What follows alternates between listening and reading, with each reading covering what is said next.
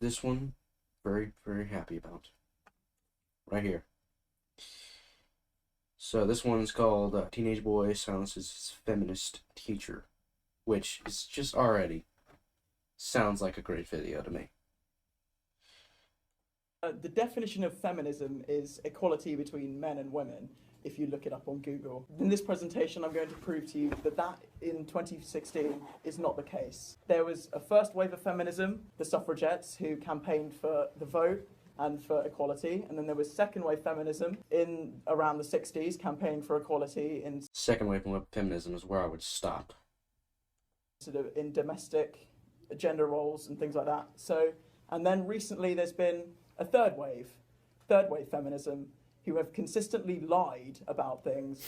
For example, the wage gap between men and women. That is a lie. 77 cents to the dollar is a lie. It doesn't take into account the different hours worked by men and women on average in jobs. It doesn't take into account the different jobs that men and women do. And it doesn't take into account many, many other factors. Once you factor all these in, it is statistically irrelevant. Preach. The wage gap. Very true. This is just one example of the lies that have been perpetrated by modern third wave feminism. They hate free speech.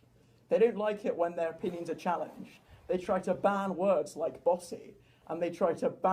It's also sad because movements like feminism, like the revolutions, pretty much only can happen through the ability of free speech. Because if there's absolutely no free speech, then the lower people who are genuinely more oppressed, well, the higher people above are not going to let them speak, because we wouldn't value freedom of speech. So that's why it's also incredibly important, so that things can change. And that's what really feminism and all the other revolutions were ever born out of. So now that they hate the very thing that allowed them to start the movement, it's kind of sad, honestly. Ban things on Twitter. They try to ban people from having their opinion. They don't like other people's opinions. The imbalances on people have flipped, and feminism says that it's about equality, but I've never once seen a feminist campaign against the fact that, on average, women, if they rape a man, they get 2 years, 3 years in jail. Well, they always say it's about equality. The truth is, it's about equality when it benefits that specific gender. That's the truth. Just gonna say it. But if it happens the other way around, it's 20 years. Surely, if they're about equality, shouldn't it be the same for both genders? But gender imbalances include the massive suicide rate of men under 30. I've never heard a feminist or a third wave feminist once speak about how bad this is. It's not about equality. It's not. It's about lying. And also, the main problem that I do have with third wave feminism specifically is not only does it look for equality, it looks for total equality. Everything has to be equal between men and women, not acknowledging any of the biological differences, biological advantages and disadvantages that make us have different jobs, that makes us do different things, that then cause those different disparities and inequalities, while men commit more suicide. It's because they're less likely to open up about their emotions. Men die more in general, die more in wars, they die more on the job. It's not because we're inherently oppressed or something, it's just because we pick more dangerous jobs and we go to war. Women, at least it used to be, women don't go to war. So they're looking for more of a cosmic justice to where everyone is perfectly evil on every single level, whereas we want to look for a general, just on average, men and women are equal morally, and we are the same as people. We have the same moral value, but we still have to acknowledge the biological differences between each one of us, and acknowledge that there are going to be some disparities on base-to-base cases. Thank you very much. Any questions?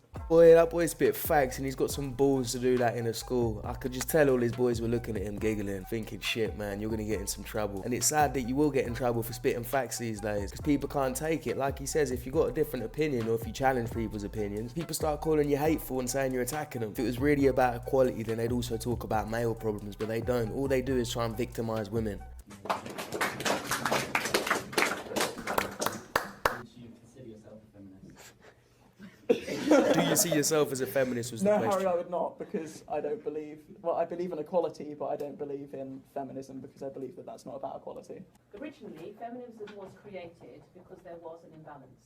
Yeah. And originally, it was the imbalance between men and women. This is the The teacher. idea now is not feminism being an imbalance of gender, but being equality of all.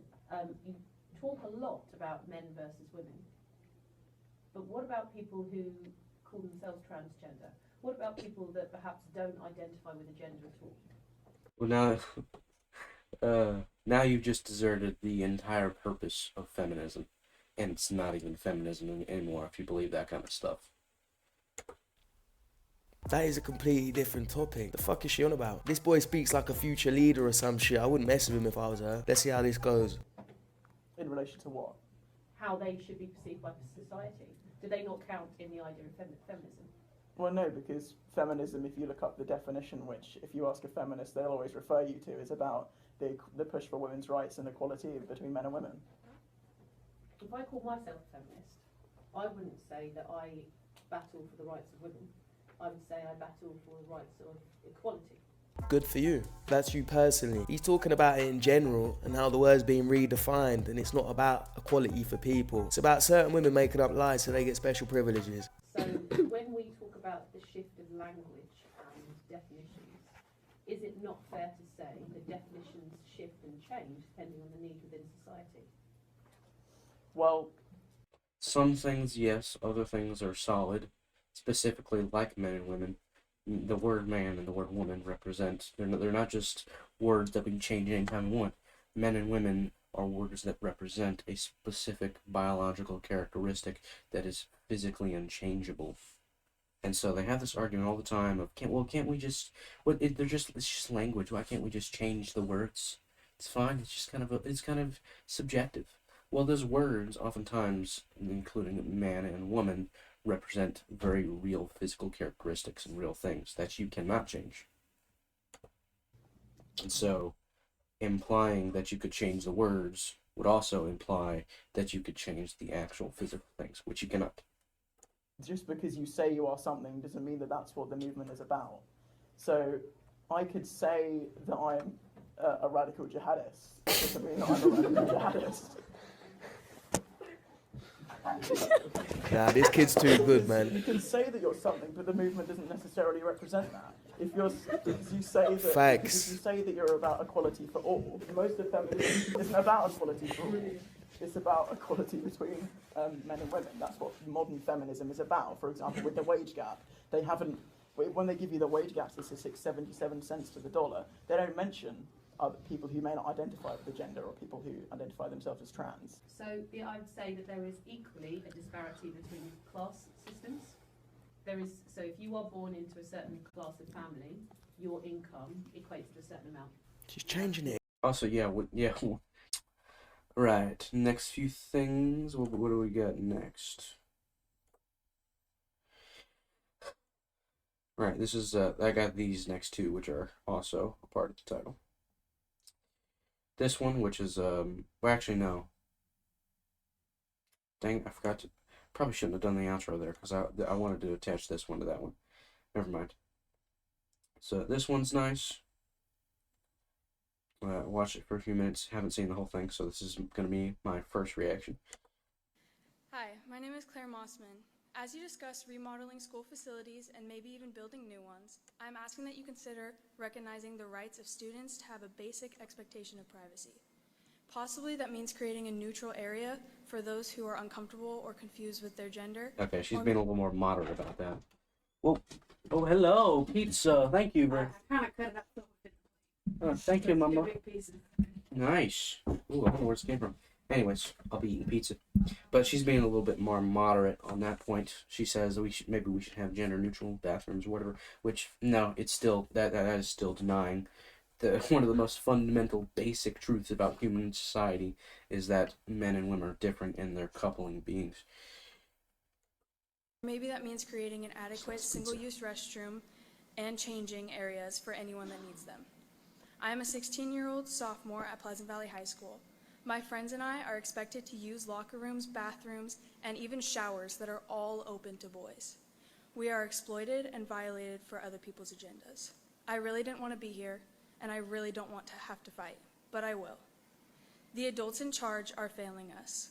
When you went to school, the girls' room was just the girls' room. However, today, when we need to use the bathroom, maybe just to pee or maybe to have to deal with painful feminine hygiene issues, we do so knowing that at any moment a boy might walk in on us. This is awful.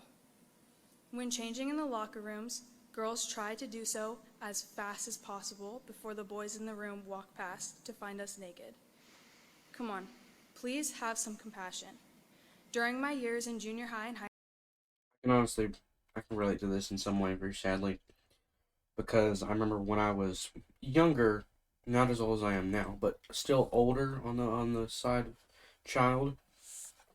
My mom's been very overprotective for her entire life. I still tell her that today. You're still a little overprotective, Mom. And so she wouldn't let me go to the bathroom by myself until I was like 11 or 12. Can't remember exactly which one. And so she would make me go in the girls' bathroom with her. For a while it was fine because, bring in, the 5-year-olds or whatever into the bathroom. It's alright, whatever, you gotta watch it, it's fine. But I'm 11 at this point, and so I felt so bad, and this honestly makes me feel a little worse, because I would walk by, I'd try to be as quiet as possible, not disturb absolutely anyone, because I knew some girls who were probably littler, smaller than I was, I don't know, 6, 7, were probably very uncomfortable, so I tried to walk lightly, and anytime they saw me walk in, and then one of them looked at me, they were like, and I'd be like, it's okay, my mom's making me do this, right? And then my mom would justify it by saying, well, it's okay, you're a good boy, and I'm like, Mom, I know that, but they don't know that. So, eventually she got over it and started letting me go to the bathroom by myself, which is crazy to believe that she did that ever. She's still pretty overprotective. Anyways, this video makes me feel even worse about it. high school, I have seen the valley nearly flooded from bad engineering when the Lake Oroville spillway failed. I saw forest fires destroyed thousands of homes and businesses due to bad forest management. We lost our beautiful paradise and our own house in the Camp Fire because of corporate greed and failure. We then spend the most of 2 years being isolated from family and friends, having those terrible Zoom meetings instead of school, and forced to hide our faces behind masks because of government screw-ups and cover-ups. Now I have to fight to not have to expose myself to boys. I still have 2 years left in high school, and I can't even imagine what new horrors are in store for me. I am so thankful for God's promise that I can do all things through Christ, which strengtheneth me. Philippians 4:13. I should be hanging out with my friends, listening to music, doing my homework, or playing with my dogs. Instead, I have to be here as a teenage girl, fighting to keep my dignity and faith because the school board wants to take them from me. Thank you. Not even much more to say about that besides just what is happening in society.